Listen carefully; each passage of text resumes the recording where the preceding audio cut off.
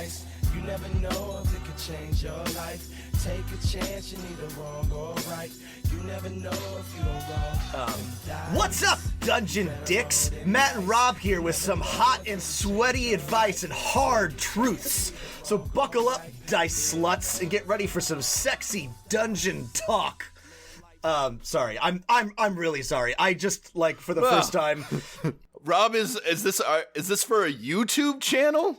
I just listened to the first 30 seconds first 30 seconds of an episode of what's it called? Call Her Daddy, which is a millions dollars podcast on the Barstool Network. I don't even know if you remember, there was an episode in the New York Times or an article in the New York Times about how the founders had a falling out. We've had similar problems, but we've powered through. But and then I was like, wait, this is $1 million podcast?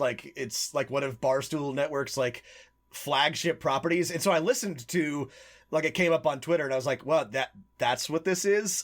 It's just some we girl need to sex it up. We're both cursing awkwardly about sex. We're both himbos. Yeah. Is this what you little piggies like? Is this what you want? This is what makes us popular? We could sex it up. Ugh. The point is, it was awful, I guess, is the takeaway here. We don't have to include this, but if people want tales of Dungeons and Dragons and sex, have you ever slept with one of your players? Not while they were a player, but people who I had been romantically involved with previously or afterwards did sometimes play in my games. How about you, Matt? Yes, but again, not during a game. Yeah. That's a good question. Is it ethical as a dungeon master? Yes. It's fine. Yeah. Obviously, are we gonna get canceled? It's fine. for the power dynamic. Yeah. Don't sleep with your players. I don't know. Maybe do. Did we already have an episode on getting your significant other to play with you, or what to do if you play with your significant other? No, we've gotten enough advice letters about my SO has joined my game, etc.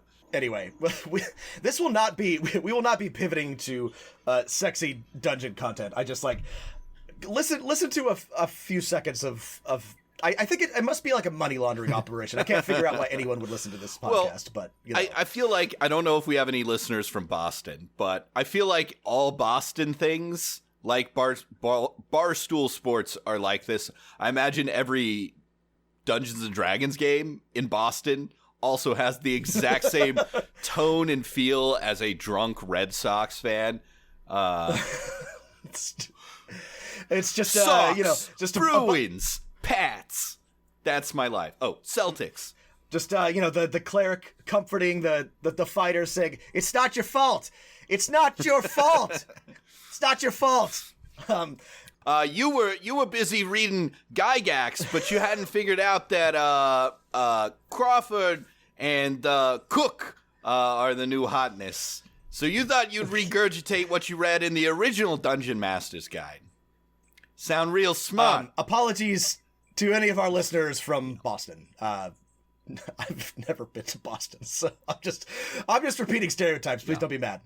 Oh, I have one more thing for you, Matt, before we get to our actual content. Yeah, we're going to talk about one-page RPGs today, just so you know.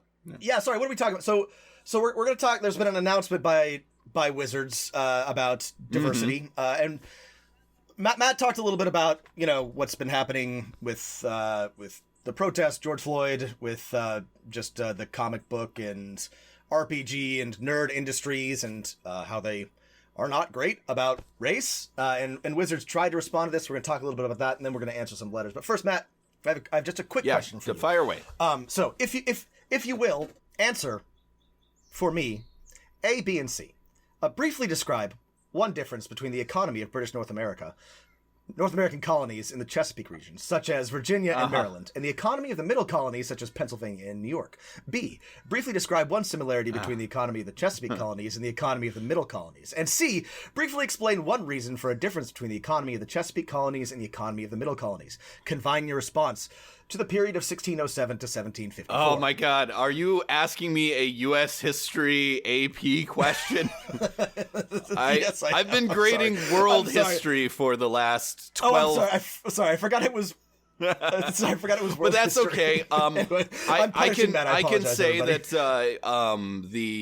that one similarity is they're both very much connected to the broader Atlantic economy, to the British Caribbean. One main difference, right, is that while the middle colony or the Chesapeake colonies very much focused on large slave labor camps, saying plantations around. That's right, slave labor camps.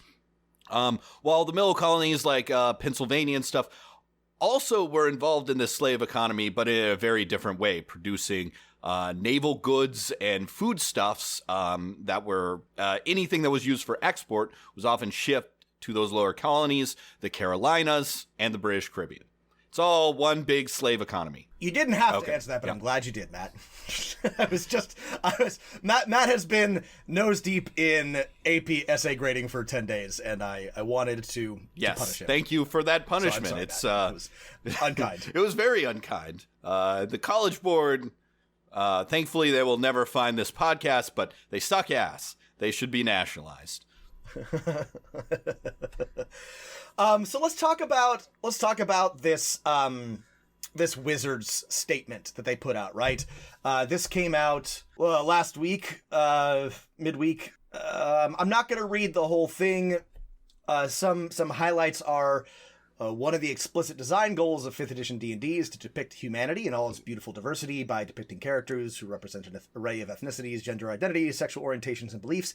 This is true, and again, wasn't particularly bold, but I'm sure you'll remember that some people were real mad about gender-neutral language and the use of she and they when the book came out. Again, not a whole lot, but just a little bit made some D&D fans the real art mad. Was, I think, more diverse in its depictions of what especially player character art in the player's handbook, more diverse than we've gotten in any of the other D&D editions. Again, nothing like incredibly groundbreaking, but it was nice to see. This matters, but I want to be clear that representation is not enough. And even if it were, Pathfinder is still better than this. Sorry, Wizards, but Pathfinder, if we're just these, the art depicts diversity of human beings. Sorry, you're still lagging behind Paizo, which has plenty of problems of its own. But this is a good thing. Anyway, so this is mostly about the specific races in Dungeons & Dragons. So they mention orcs and drow as the primary ones. And Matt and I have talked about orcs and drow and how they're problematic. And when we include them in our games, we radically change them because just an evil race is just sort of a very dull idea to me, even if it isn't racist. It is, but just by itself, the idea that a whole species is just inherently bad is just very, very boring to me. So good for them. D&D has, or Wizards has said they're going to present and here's the thing. So they say, we present these two races in a new light in our recent books, Eberron, Rising from the Last War, and Explorer's Guide to Wildemount. Where true. This is the one thing that sort of pissed me off about this statement, and that we're trying to do better, but it's the Eberron book came out a long time ago, and then the 5th edition book went back to the same tropes. So it's I mean, you could have been doing, they're like, oh, look, we're on the track to getting this right. Well, and that wasn't even work done by Wizards, right? That was Keith Baker and Matt Mercer creating slightly more interesting takes on these traditionally evil races. I don't want to give Wizards any credit for this, and I'm kind of annoyed that they took credit for it, because that wasn't any push from within to be orcs aren't evil anymore. And before we move on from orcs and drow, I this has always been dumb. Tolkien himself struggled immensely. Tolkien himself, with the question. A huge racist. Right. Okay. Yeah. I actually think Tolkien needs an ordinary amount of racism for a man born in South Africa. Yeah, a white English man in the 50s. Sure. Which is an unacceptable amount of racism, but honestly, I think he was pretty okay. But that being said, a person who definitely wasn't good on race was still like, oh, I don't know. There's something not quite right about orcs being, like, irredeemably evil. How do I deal with this? And he never did, like, figure it out. But even he, the creator of orcs, was like, this is not quite right. I don't like that they are, predestined to be evil. What about their orc souls? So, like, the fact that it has now taken till the year of our Lord 2020 for Wizards of the Coast to be like, maybe orcs aren't all evil, is just like, you don't get a cookie for that. Yeah. No, and I mean, we've talked about this on at least 3 other episodes. I especially liked our discussion with Paul from the Public Medievalist. So go back and that was a good one. Go back and listen to that. Go back and listen to that one. He had a lot of great things to say about this. Yeah. I mean, there are some racist tropes that are inherent to the fantasy genre, and there's ways to fix them without, like, throwing away all fantasy, right? You can make fantasy non-reactionary. You just have to do a little bit of work. And we've talked about this on the podcast for, years now. And an easy fix, right, is don't have races that are all evil. Take away these sort of racial stat bonuses that are saying, oh, all of these, this race is all dumb. This race is all wise. And, hey, don't use the word race, right? You're talking about species here. Anyway. Yeah. Star Trek. Take a Star Trek approach. Honestly, take a Star Trek approach. What is more interesting, right? That all elves are good and wise, or Star Trek, where you have elves and Romulans who, as has been established in multiple different shows, are one species, right, that have 2 very different cultures and a whole array of complex individuals within each of those cultures. Matt said elves and Romulans, which is funny because he meant Vulcans and Romulans. Did I say that? But Vulcans are space elves. Right. So, Vulcans and Romulans. It's the same goddamn thing. They're elves, right? They're elves. They're space elves. But no, this is a good point. And Star Trek got substantially more interesting when they were like, oh, let's give Klingons and Romulans, like, a backstory instead of just being the, like, generic bad guy species, right? Like, let's make them... So anyway, this is long overdue, and, like, as we've discussed, Paizo did a good job. They renamed their races to ancestries. They made everything a lot, like, softer, and this is an easy fix that should have been done ages and ages ago. I'm sure that Wizards is cranky that Paizo took ancestry because it's a good word for this instead of race. They may pick up, I don't know, something else. Maybe they'll just switch to species, but just stop calling them races. Race science is garbage. It always has been. It doesn't make sense. So the other thing that they're doing is... You know what my favorite science fiction author on this subject of race science is? Stephen J. Goa'uld.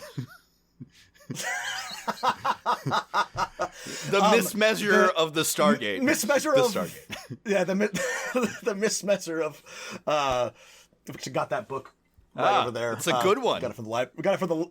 It's a good one. Yeah, I've been meaning to read it in its entirety.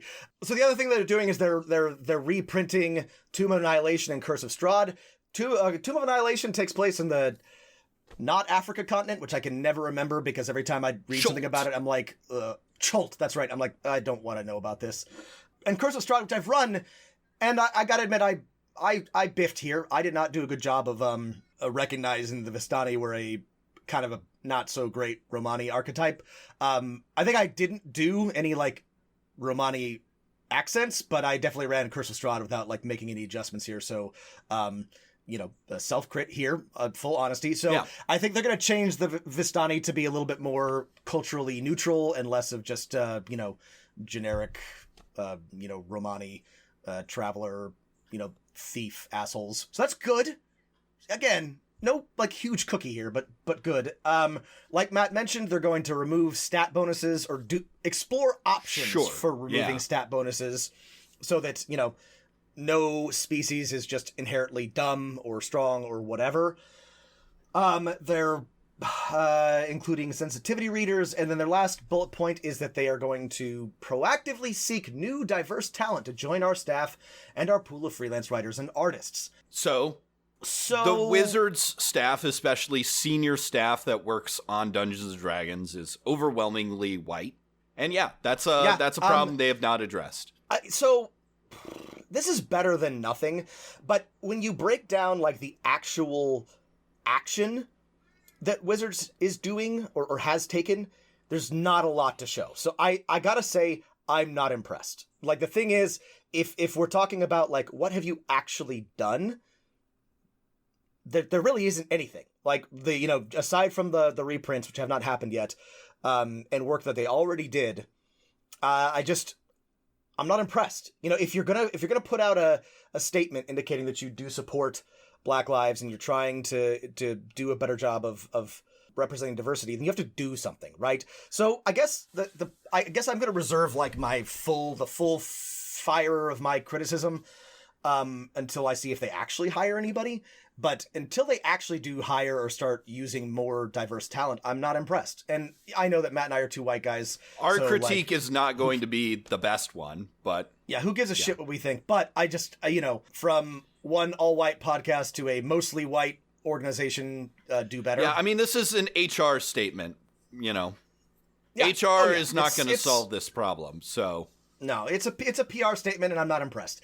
And the reason why I'm holding Wizards to a high standard here is because we know there are a lot of Black creators out there, a lot of like diverse talent, especially now more than ever, that they could hire right this second to either as freelancers or as full-time staff. When Kate Welch was hired, like as a to be a full part of the crew, that was a big deal because they were putting a young woman on the writing crew, and frankly she's done a good job, but that's still that's decades overdue, and the other thing is, like, again, Drow and Orcs is a start, but that's still just a start. Austin Walker of Friends at the Table, right? Friends at the Table is pointed out that there's still huge problems like the Yuan Ti, which are just like laundered yellow peril, right? There's like all these like leftover just like racial stereotypes and indicators. And I mean, I know that this is work, and like, it's, if you're not like super woke,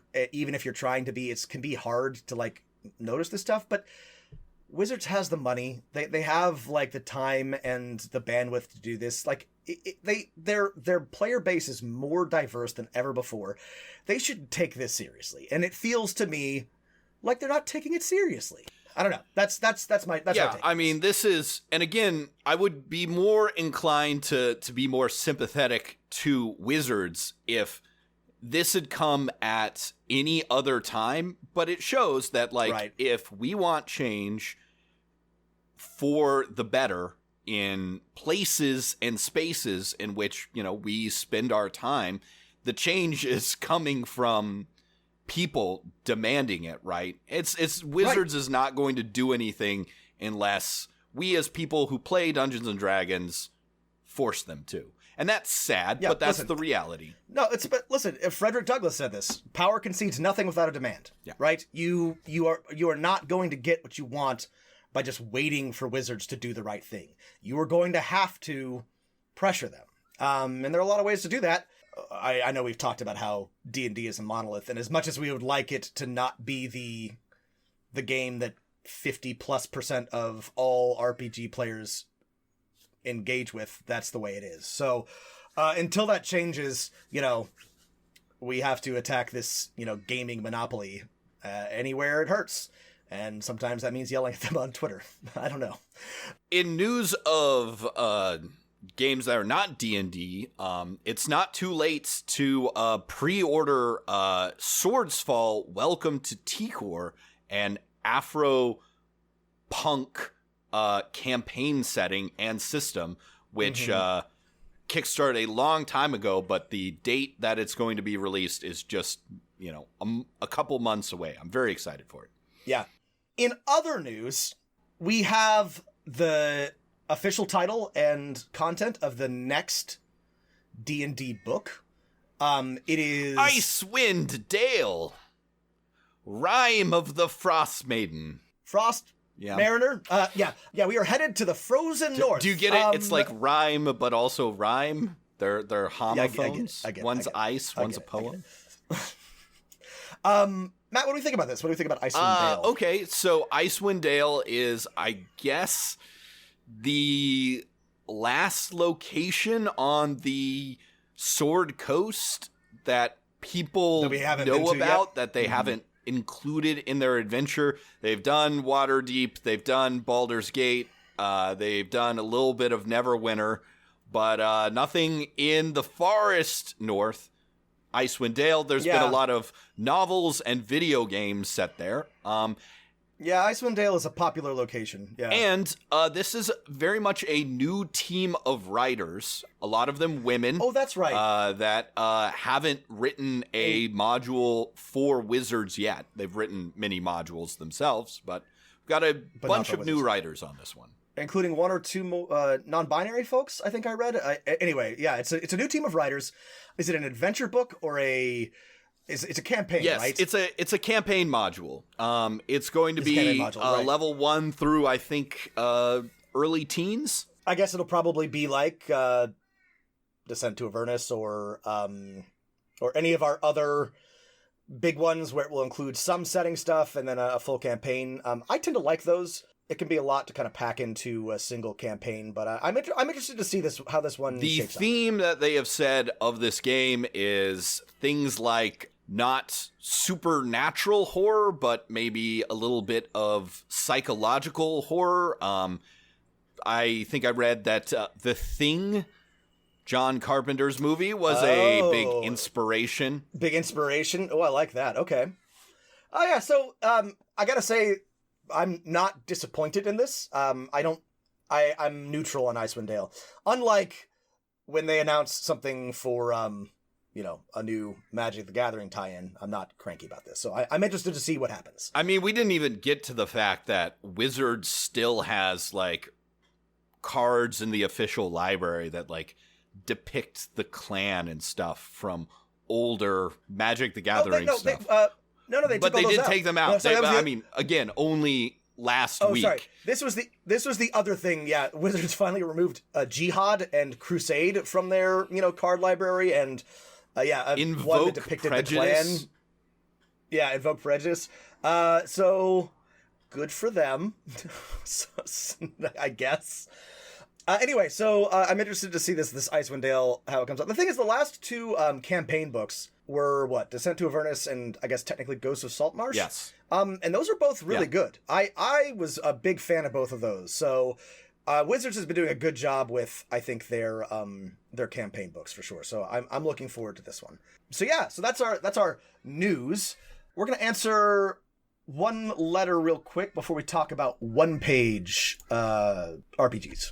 Here's a letter that dovetails nicely with our last discussion. It reads, Matt and Rob, discovered your show last weekend. I've been listening at work all week. I just got to episode 74, Monster Mash 2, and decided to finish up my own alternative character creation method that's been bouncing around in my head for a while. I approach it slightly differently from you, taking inspiration from Pathfinder 2nd Edition. Rolling for stats has been replaced entirely by starting at all 10s and gaining boosts as you go. Love your show, but I also hope it doesn't become big enough that your next 30-odd episodes that you can't read all your fan mail. By Charazu. See, we had a whole episode on character creation, right? I don't... and we've talked a lot about attribute distribution. So, two things about this. I love the Pathfinder system. It does still have stat boosts from their ancestries, but they are only boosts. You can take optional penalties. This feels like a little bit less icky than, than other things. And, your ancestry scores are not as, critical, or they are about as important as your class and your background. So this is going to do things. We love this suggestion, and if you're looking for a way even maybe easier than this to get rid of the ability boosts tied to species, it's pretty straightforward to let every player, pick a +2 to one score and a +1 to another score. Yep. Listen, you should not have to make a hack of D&D to like get around this, but you can. You are the dungeon master, and if you don't like species or racial ability scores, don't use them. There are a lot of really good alternative point by character creation options out there. It is not mathematically difficult to get around this, so feel free to use them. Just do exactly what Matt said. Everybody gets +2 to one score and +1 to another. Make it there are some corner cases of that. I think the hill dwarf, but it's easy enough to work around those corner cases. Yeah. So let's talk about yes. Thanks again, Charzu, for sending us this great example. There are lots of examples out there. We encourage you to use them. Okay, we'll talk about some one-page RPGs. When you get home, you'll find that you've been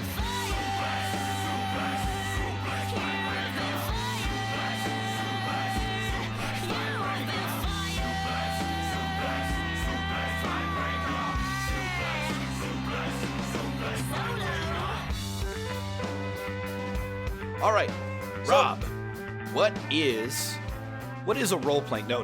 What is a one-page role-playing game? I'm so confused. Can you give me a definition? Webster's defines a role-playing game as a one page is exactly what it sounds like. It is a role-playing game where all of the rules and everything that you need to play, aside from like dice or whatever, is contained in you guessed it, folks, one page. And you might think, but Rob and Matt, my core rule book is 500 pages long. How could you possibly condense a role-playing game down to one page? Well, I'm glad you asked. Yeah, and I think these are types of games where usually the resolution mechanic is reduced to a single thing, a single type of roll of usually one type of die, and that's it. And they can be really, really fun. I think one of the reasons that I like to play them is they tend to be lower on the prep scale than practically most other types of games. Not necessarily so, but in general, they can be really easy to run. If you pick the right one, there can be essentially like zero friction between being like, hey, you guys want to play this? And let's play it. And, as I'm sure as you all know, if you've ever tried to sell your group on a new system or a new idea or even get a role-playing game started, probably the most difficult step is going from we want to play to let's play, right? And a one page, again, some of them can actually be sort of difficult, but most of them you're like, okay, here's one page, read it, and then boom, you're off to the races. I think if they have any sort of weakness, and it's that they definitely require a stronger understanding of what the tone or type of play you're going to do is for your players. And we're going to talk about some specific examples, but you really got to sell these one-page ideas to your players. This is a goofy game where you're all bear criminals. This is a parody of every Star Trek you've ever seen, right? Most of them are fun because they're either a send-up of a genre or a type of RPG, or they have like a funny gimmick. These are not without exception, but for the most part, not like super gritty or tactical or crunchy games. So if your players like that, and by the way, that is a totally valid way to play. Obviously, these are not going to be a good fit.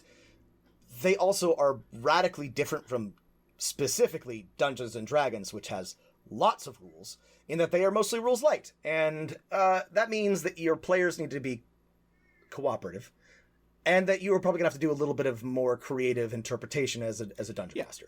However, the trade-off is that there's just like a lot less to keep track of, so you can devote your energy to adjudicating dice rolls and coming up with clever jokes and, figuring out what the effect of any particular action is rather than looking up rules. The nice thing about them, and I think why, if you haven't yet, you should try one with your group is, like we said, Usually much less prep time on the Dungeon Master.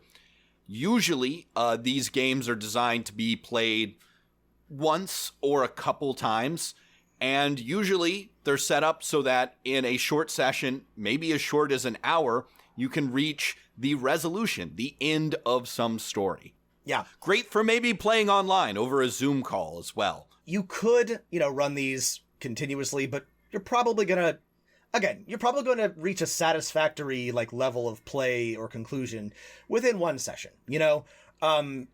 Again, maybe you and your players love it so much that you want to do it every week, but I doubt it. But that's okay. That's they're one page, that's totally valid. And the thing is, these are great launching points. A lot of these games function similarly to lower or less crunchy rule sets, like Dungeon World or Fate or something like that. So you can, if your players like it, you can then be like, great, we're going to run a longer campaign in a similar. Most of these have resolution mechanics that are more like you try to do something, you roll a dice or draw a card or whatever, and then it has degrees of success and failure, which is how a lot of lighter rule sets work, and it's a good introduction to those. The last thing I'll say generally about this is that the interpretation of what happens in a roll, if all you're used to is Dungeons and Dragons, requires a lot more interaction and narration by both players and dungeon masters. So there are types of games, where maybe if you've only played Dungeons and Dragons, you might not be used to being like, well, my character, Cybok Telluri, is a long trained with the psychics of Anderon 5, and he reaches out with his feelings to mind meld with the living energy crystal and then I'll tell you something about the psychics, right, that I trained with, right? Mm-hmm. It's very much more of this open, this is what happens. I reach behind the counter of the bank teller, and of course there's 2 shotguns there, right? Yes, go. Well, last week, or when we talked about the axis of math nerd and theater nerd, this is definitely more along the one pages are definitely more along the theater nerd axis. But everybody can benefit from both. There's ways to play that everybody can enjoy. Okay, should we get into some examples of some of our favorite one-page RPGs? Absolutely. Who wants to go first? Why don't I go first by talking about my... I love this RPG so much. I've never actually played it, but I'm thinking about one of my games that's on hiatus. I think would be a really good fit for this, and I want to see if maybe they'd enjoy it. But it's Big Gay Orcs. I love Big Gay Orcs.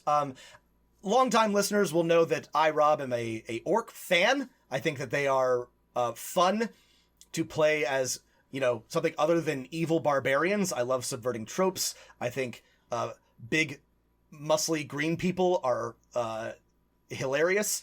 And I love making them gay. It's wonderful. So this is a game by Grant Howitt, who is one of the king's princes of one-page RPGs. Yeah. And what happens in Big Gay Orcs, right? Most of these games, I think this is a great example to start with, usually have a very specific thing that is going to happen, a specific kind of story you're going to tell. What's the story of Big Gay Orcs? The subtitle is 1,000 Orchid Blossoms, a love story. And yeah, it's very simple. You are a champion among orcs. The warlord is dead by an assassin's hand. You have received orders from the Great Khan. Your fortress is the last defense that stands between the armies of your enemy and your home city, and you must sell your lives dearly. This may be your last night alive. As the sun sets, you see the fires of the enemy on the horizon and think of the life you've spent alongside the other orcs here. Can you tell them how you really feel here at the end of everything? Oh, beautiful. And yeah, you're just telling a story where you either want to be a hero, run away with your true love, die gloriously in battle, get revenge, tell someone how you really feel. And yeah, you just roll to fight, to make out. You try to maintain your hope pool. And there's a lot of either making out or selling your life dearly. That's right. You either die gloriously in battle or you make out with your true love, sometimes both. It's very Sacred Band of Thebes. I love it. It is honestly a delight to me. I love tragic gay heroes on the walls of, a failing fortress. Everyone is gay. Everyone is a hero. It's a wonderful, wonderful one pager. I think this is a great one pager if you haven't played one before, in that as the dungeon master, you could probably come up with, okay, what's the home city you're defending? What type of army or forces are arrayed against your big gay orcs? But it's really great in sort of supporting the dungeon master in that it gives you a map of the fortress you're defending, which is a lot more info than other one-page RPGs give you. So that's super nice. And it also gives you a ton of events to spice up the sort of night of combat and making out, of things that mess with your orcs' plans to fight or love. And you can, if your players come with ideas in mind, that's great, but literally there's a table for everything from your orc's name to their role to their reputation and their relationship, to other players. So you literally don't have to, nobody has to know or do anything. You can just look at it, start rolling, and be like, great, you're Salak, you're fearless, caring, an axe thrower sergeant, and you are in love with Kilnash, the brutal, forgiving Omen Scryer. Bam. Yeah. I mean, and then there's all these events, that you just sort of go through. It's just this is a very well designed. I think it's technically probably more words than some of our other systems, but it's still just one page. You roll and resolve things with a red die and a black die and a white die for your roll. Easy peasy, no problem whatsoever. I love this. I think this is a common pattern we're going to see in a lot of one-page RPGs because it works so well. Give your players attention between two things. In this one, specifically, telling your true love how you feel, making out, and dying a glorious death in battle and defending your orc. That's right. Orc nation. Can you lean in? Can you do both? Can you have it all as a big gay orc? That's really the question of big gay orcs. And again, I think the fun thing is all right, this, like other one-page RPGs, gives you a strong story, and it's play to figure out what happens, right? Play to figure out how you do this story, and you're going to have a lot of fun with your players if you try this one. Okay, Big Gay Orcs by Grant Howitt. Yeah. All right, the next one I want to talk about, one I've played in and run a couple times. This is my go-to one-page RPG, is Lasers and Feelings by John Harper. In Lasers and Feelings, you are the crew of the interstellar scout ship Raptor. Your mission is to explore uncharted regions of space, deal with aliens, and defend the consortium against space dangers. Captain Darcy has been overcome by the strange psychic entity known as Something Else, leaving you to fend for yourselves while he recovers. This is a one-page RPG of all of your favorite Star Trek, Stargate, Orville games, with an emphasis, I think, on the silly. Players, after you choose your role and identity and goal, have just one stat: a rating between lasers at a 5 and feelings at a 2.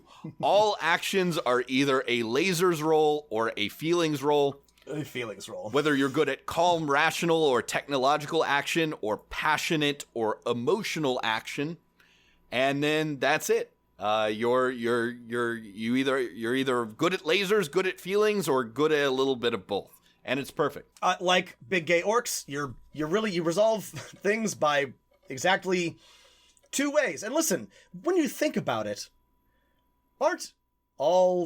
isn't everything really just a laser or a feeling, Matt? You know, there's really, you know, it's anything can be resolved one way or another. What is it that the anthropologists call it? It's like between Dionysus and the Dionysus Apollonian, guns and butter. Guns and butter. You know, it's okay, guns and butter, Dionysus and Apollonian. Wait, I bet we can. Sorry, let's write this down. I bet we can make a hack called Guns and Butter of lasers and feelings in like 30 seconds. Let's not do it now, but I bet we could easily do that. Yeah, like a civilization building game called Guns and Butter. Everyone's got a civilization. They're trying to build it based off of guns or butter. They're trying to conquer the world through guns or butter. Yeah, let's do that. And here's the thing, I'm glad you brought that up, Rob, is while the rules for creating a space adventure have similar tables, like, you know, are you going to be up against Zorgon the Conqueror, alien brainworms, space pirates, an evil rogue admiral? Is there a quantum tunnel? Is there someone trying to reverse time or rip a hole in reality? Great chart for this. There have been a ton of hacks of lasers and feelings. For example, I believe there's one called Swords and Sorcery, if you want to do this in a traditional fantasy setting. Another great one is Tactical Waifu, which is if you want to play a goofy anime game where you are a anime schoolgirl babe with an AK-47. It's just your rating is between waifu and tactical. I believe so. Yeah. Everything's either a tactical role or a waifu role. You're either trying to get senpai's attention or protect the school from insurgents or something. Before we move on to another one, I think there's some great, again, all on one page GM advice here that works for pretty much all one-page RPGs and even your other role-playing games. Oh, yes. I also like the GM advice is just 2 paragraphs, but it's perfect. Can I read a couple sentences here? Read it. Play to find out how they defeat the threat. Introduce threats by showing evidence of its recent badness. Before a threat does something to your characters, show signs that it's about to happen, then ask them what they're going to do. Zorgon charges the mega cannons on his ship. What do you do? Perfect advice. Build a threat, give your players a chance to respond, and then find out how they confront that threat, right? Ask questions and build on the answers. Have you encountered a void cultist before? Where? What happened? Yeah. It's perfect. In my most recent game of Lasers and Feelings, players were able to, merge with an ancient void crystal, seduce a rogue space pirate, and then betray them and, Darth Vader them off into the void in a spinning shuttlecraft and reverse time and basically fix everything. It was very satisfying. Yeah. Okay, that was Lasers and Feelings by John Harper. What else do we got? I want to talk, many people are familiar with this one, but if you haven't played any before, a really easy and great one to start with is Everyone is John. Everyone is John has been around for a while now. And this is a little different than other one-shots, or one-pages, but it's a lot of fun. And it's exactly like it sounds like.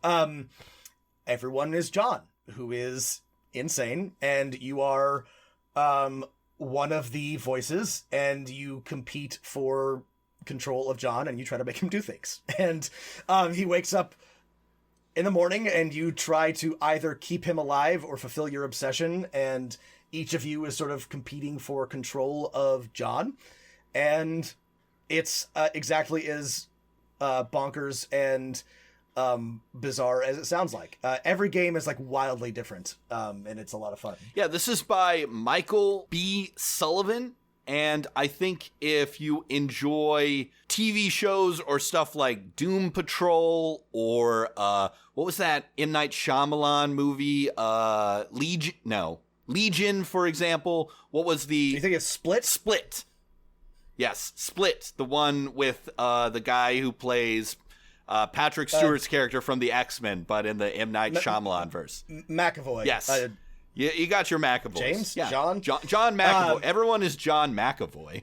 Everyone is John fun McAvoy. hack of Everyone is John.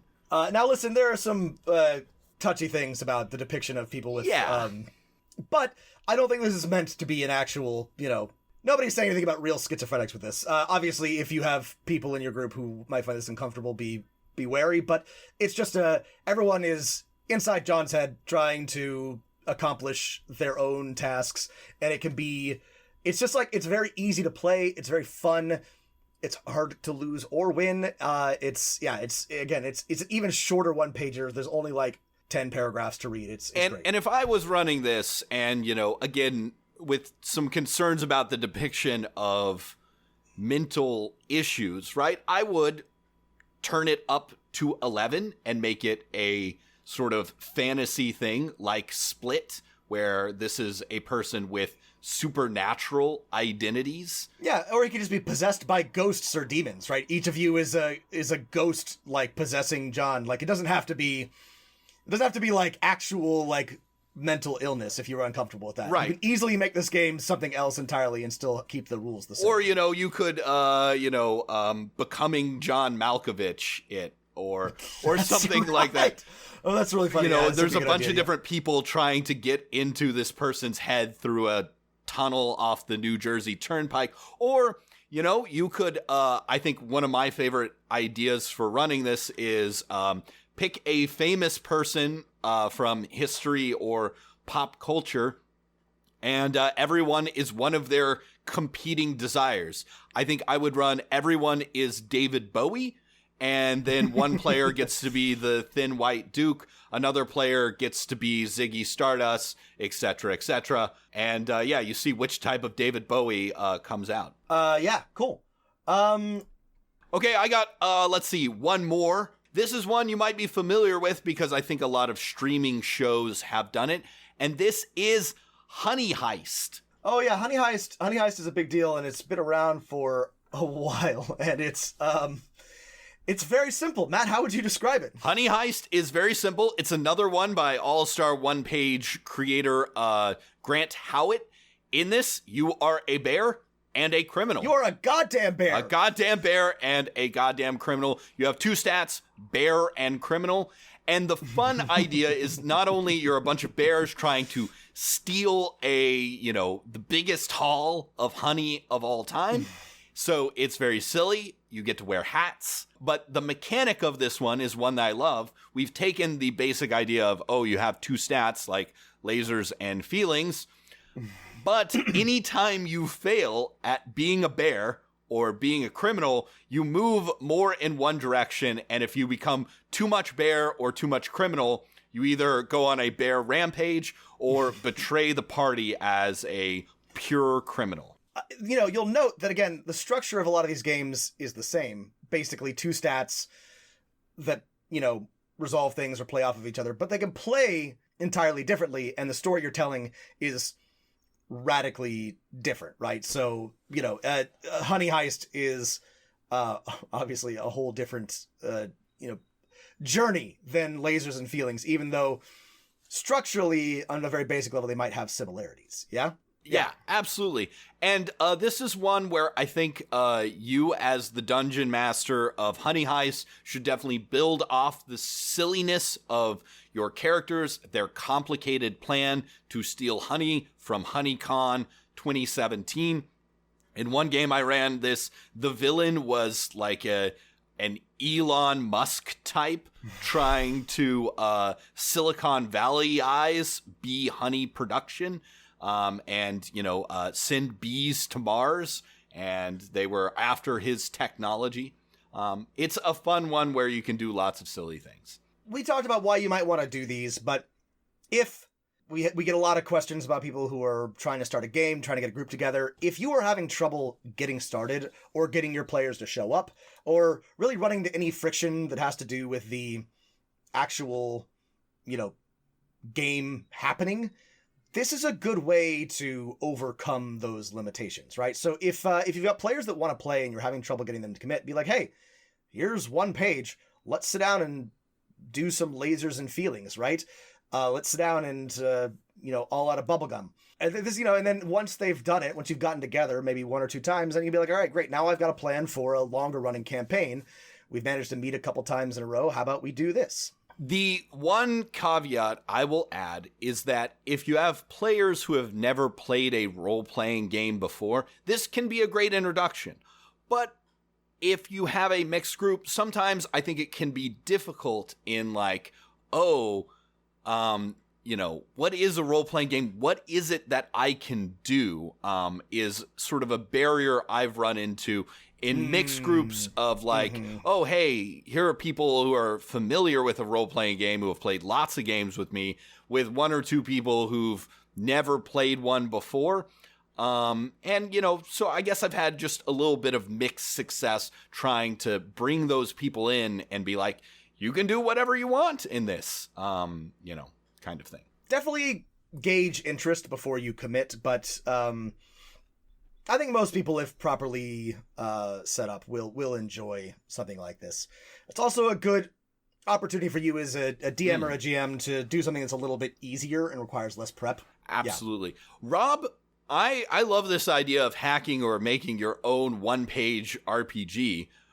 Rob, would it be too crazy, and let us know what you think via email or Twitter, to have a no prize given because we don't have any money or anything like that, but a Dungeon Master of None listener one-page RPG contest? If you want to try your hand at writing a one-page RPG and send it to us, we could read everyone's submissions on the air and share them. This would be a good time for us to either work together or each do our own. Okay, what's your idea for one? I've got one. I'm absolutely gonna do Guns and Butter, okay, Matt. Guns and Butter. I fucking love Guns and Butter. I'm gonna make it a civilization building like strategy RPG, where your fledgling nation has to rule the world through either guns or butter. So we'll in a week or two we'll come back with I'll do this one. Matt, do you have one in mind? I've got an idea. I don't have a catchy name for it yet, but maybe you can help me out with this. I'm thinking something like Sliders and Synapses, or Dudes in the High Castle. So you are either you are a group of stoners who has stumbled upon a device that will let you slide into alternate realities.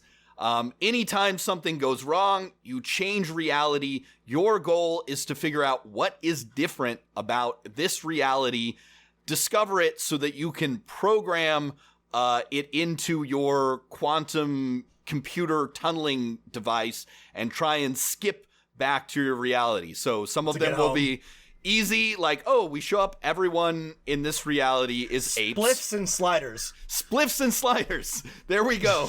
And if you fail, maybe you have to get a little more high, and that makes things and so makes things harder. So every time you change reality, you have to go outside. Okay, all the stop signs are green in this one. Okay, in this one, everyone's an ape, but they're all attacking us for not being apes. We gotta deal with them and then get back to our computer and reprogram it. All right, so put that out there. If you've got one of these you want to contribute, we will read it on the episode after we introduce ours, which we'll put together. And we'll share them all, and hopefully some of these will be fun and you can play them yourselves. Okay, the official Dungeon Master of None one-page RPG design, not contest, bonanza, exhibition. Yeah. Expo, the one-pager expo, sponsored by Dungeon Master of None. If you'd like to try your hand at making a one-page RPG, write it, share it with us on Twitter or over email, and in a couple weeks, we will see what we've got. Okay, so thanks everybody for listening. As always, rate, review, subscribe, share, tell your friends. It really helps. We're almost at the top of the rankings. Just leave us a 5-star review and we'll be there. Just give us that review. Listen, we just want to beat Dungeons and Dads, okay? Or Dungeons and Dungeon Dads, whatever they are. Is that a real show? Yeah, so please, to do those things, it helps. We're going to beat Dungeons and Daddies, which is, yes, Matt, an actual podcast is for dads who play D&D or something like that. I don't know. Call your Dungeons and Daddies. Call me Dungeon Daddy. It's not actually a BDSM podcast. Anyway, thanks everybody for listening. Stay healthy, stay safe, and keep rolling them dice.